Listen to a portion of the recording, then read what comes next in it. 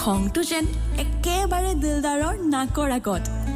হোষ্টেলত থকা দিলদাৰে সেইবাৰ ছুটীত ঘৰলৈ আহোঁতে লগ পালে মৌফিদাক। মৰমতে সি মৌফিদাক মৌফি বুলি মাতিছিলে। প্ৰথমতে গুড নাইট, গুড মৰ্ণিং, পিছলে জীৱনৰ সকলো সুখ দুখৰ কথা পতা হ'ল। চব ঠিকেই চলি আছিলে, কিন্তু মাজে মাজে দিলৰ খংটোৱেহে অকণমান। দিলে এবাৰ পঢ়ি থাকোঁতে মৌফিয়ে কল কৰিছিলে।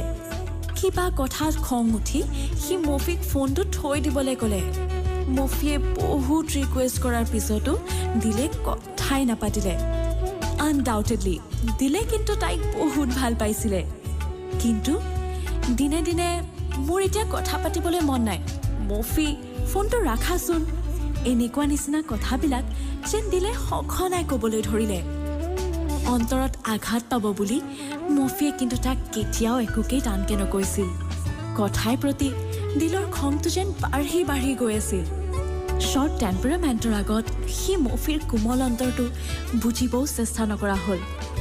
ভাল পোৱাটো এনেকুৱা এক অনুভূতি যিটো নেদেখালৈকে আনজনে বুজাটো অসম্ভৱ কথা। কিন্তু দিলে সেইটো বুজিবও পৰা নাছিল। দুয়োজনৰে মাজত লাহে লাহে ডিষ্টেঞ্চ বাঢ়িবলৈ ধৰিলে। বহুত সময় পাৰ হৈ গ'ল। কি হ'ল, মৌফিয়ে যে কলেই নকৰে? এইবাৰ দিলে নিজেই তাইক ফোন কৰিলে, কিন্তু নাই, মৌফিৰ ফোন অফ। মনত শংকা লৈ দিল মৌফিৰ ঘৰ গৈ পালেগৈ। কিন্তু এইবাৰ সঁচাই বহুত দেৰি হৈ গ'ল নেকি? কাৰণ এইবাৰ বহাগত মৌফিৰ বিয়া।